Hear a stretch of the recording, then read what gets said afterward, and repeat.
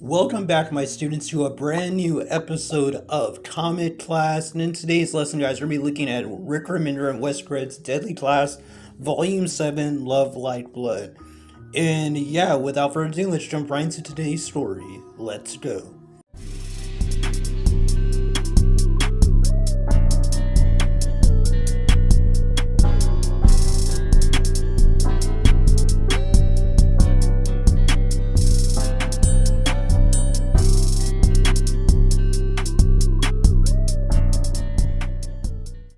So, Volume 7 pretty much starts off where Volume 6 left off, with Marcus basically pointing a gun at Victor. But before Victor can get shot by Marcus, somebody jumps in and basically tries to murder all of them. Marcus, Brandy, and Victor. And Marcus and Victor have to work together to basically try to survive this onslaught of Yakuza people, basically. And Brandy basically takes the knife that Marcus had stabbed her with out, and we get to see them all fighting together, basically her protecting Victor, and they all try to fight their way out and to survive this onslaught. Now Maria, Guan, Petra, Zinzelli, Helmet, and the others basically try to take on these Yakuza people, and it's pretty cool seeing all these people fighting together to try to survive. And we go back to seeing Victor and Marcus basically about to, brawl it out, basically try to kill each other, and Brandy says they'll have to work together to survive the onslaught of people outside, or they're all gonna die, so they decide to work together. Now, Petra and Helmet basically are trying to find a way to escape this onslaught where Helmet gets attacked by somebody. Now, Maria is basically with Guan. They managed to escape for a little bit, and Maria basically figures out that something is up with Guan and how much they know about him. Obviously, because the Yakuza people basically name dropped him whenever they attacked. So she knows that something's up with Guan and his allegiance to their friends and that. So that's, a little plot twist that Maria basically is able to kind of figure out that something's up with Guan. And yeah, we just see Marcus, Victor, and Brandy basically shooting their way out and finding their way through to escape this apartment complex basically filled with Yakuza fighters, basically, people trained killers. Now, Maria and Guan basically set up a trap in the store that they're, in, and basically are able to take out some of the Yakuza people as well. And they all try to make their way out of this situation. Now, Victor eventually makes his way on a boat, as well as Marcus, and they're able to get away from, the Yakuza people. And this is where they finally, take out the last few members that were chasing them. And just like they promised, it looks like at this point that Marcus and Victor are going to have their final battle, and one of them will die after this confrontation is over. So yeah, that's pretty hype. Now, we get to see that Kenji basically is talking to Saya, who has been, basically chained up like an animal, and basically telling her that she's weak and all that, and eventually reveals that he actually killed their mother. That way she wouldn't have to see the failure that Saya had became. So now both Saya's mom and dad are murdered, and Kenji doesn't care one bit, because he was the reason for both of their murders. I mean, he actually legit killed his mom with his own hands, whereas, his dad committed suicide because of Kenji and his mistakes.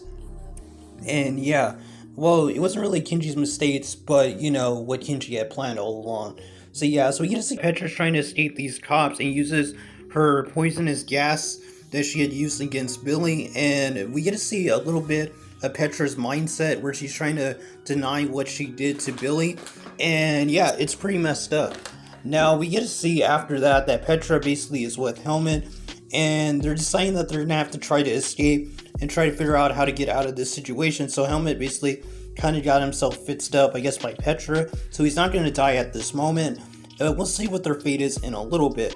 Now, we cut back to Marcus and Victor, and they're having their final battle, per se, and we all know that there's no way that Marcus is coming out of this alive. Victor's just so much bigger and stronger than Marcus, and he basically is in a battle with Marcus, and they're going blow to blow, basically, with Marcus taking a lot of damage, with Marcus giving Victor a cheap shot. And yeah, eventually Victor gets mad enough to where he puts Marcus into the ocean, or whatever, the water, And he basically says that he's gonna die here. Basically, that the little guy beating the big guy is only in the movies and fake fiction, basically.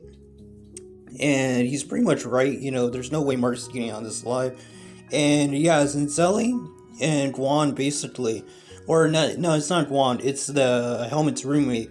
Basically, he's getting to see Zinzelli's personality, and yeah, she's pretty much bipolar. She's kind of crazy, and he's kind of in a bad situation being with her, but he's giving her a chance, saying that she's not as bad of a person as she thinks. And it looks like they're surrounded by Yakuza fighters, and we get to learn Zinzelli's backstory, being a person that came from a religious family, or at least it seemed that way, until her father basically sold her as, kind of like a prophet, basically like a debt.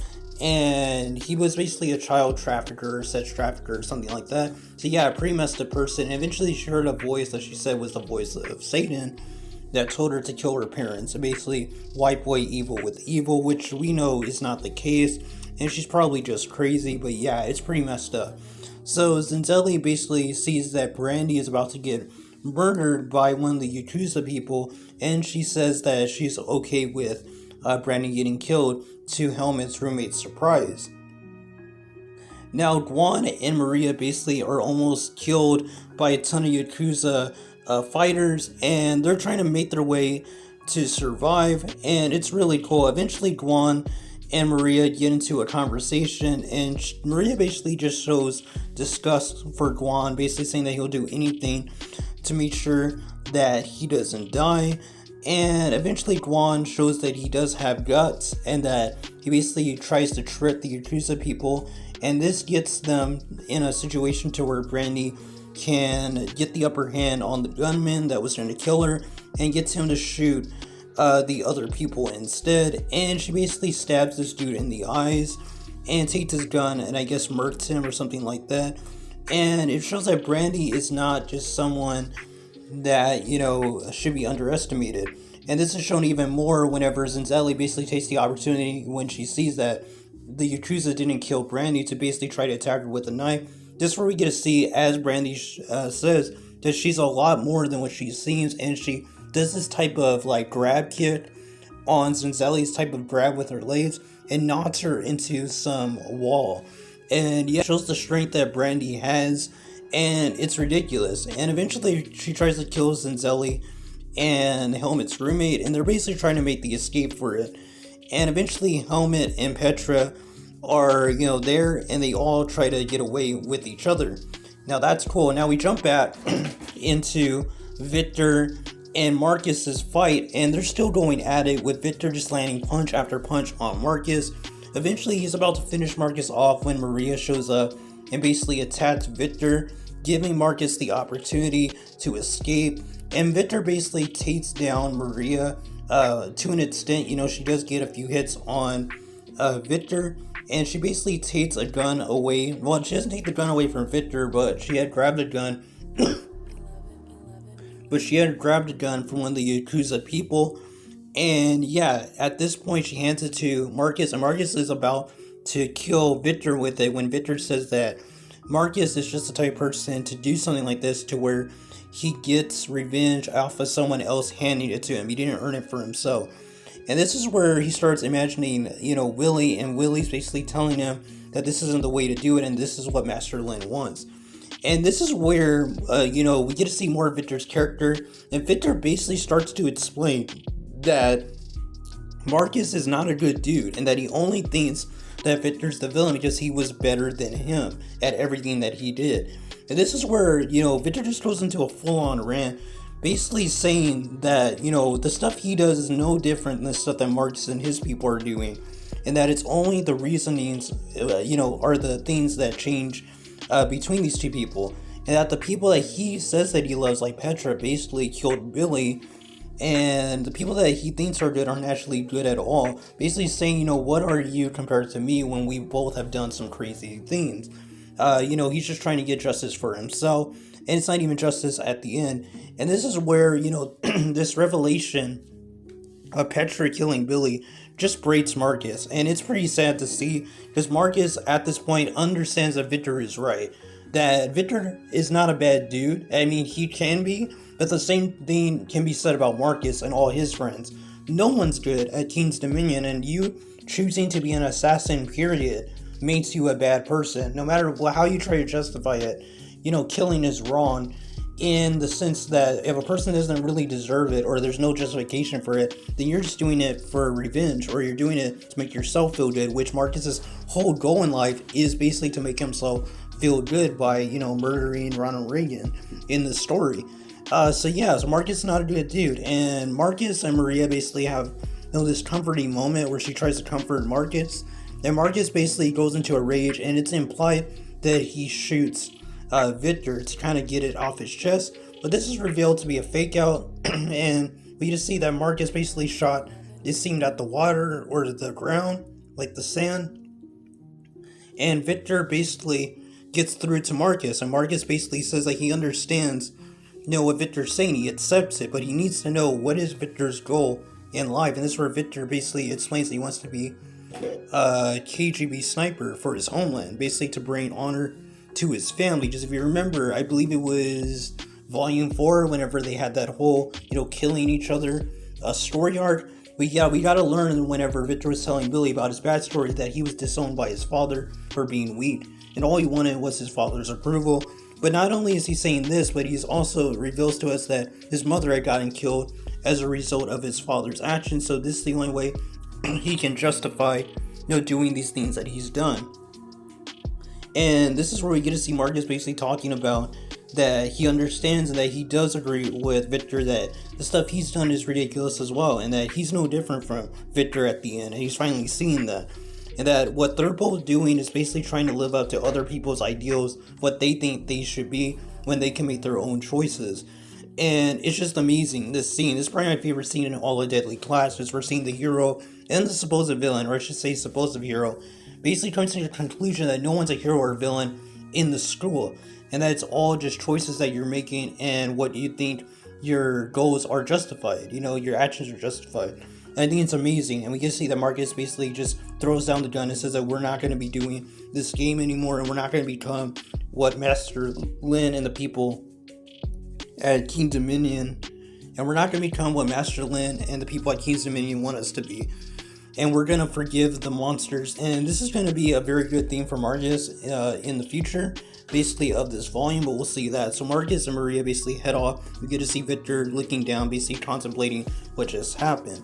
Now, Brandy basically is trying to hold herself out. She did take a massive blow by Marcus earlier in the volume, or, at the end of the last volume. And we can see that she's shooting at Petra and Helmet's car, and gets them to crash. Now, we get to see that Zinzelli and Helmet's roommate, basically, I don't think they actually got into the car before it was shot. And Brandy is going to try killing Zinzelli and Helmet's, roommate whenever Petra basically attacks, Brandy. And they have their second confrontation, it seems. And they have a little bit of a scuffle. And eventually Petra gets away and she meets up with Marcus in an alleyway. And Marcus basically tells Petra that he knows what she did to Billy and that he forgives her, basically. And this is where Brandy shows up and knocks Marcus to the ground with some type of wood stick. And after that, she basically proceeds to murder Petra by stabbing her in the neck with part of the wood stick. And yeah, it's a pretty brutal scene. And we get to see this dark side to Marcus, because Marcus says that he doesn't forgive her for what she did to Billy, but if it means anything, she'll die thinking I do.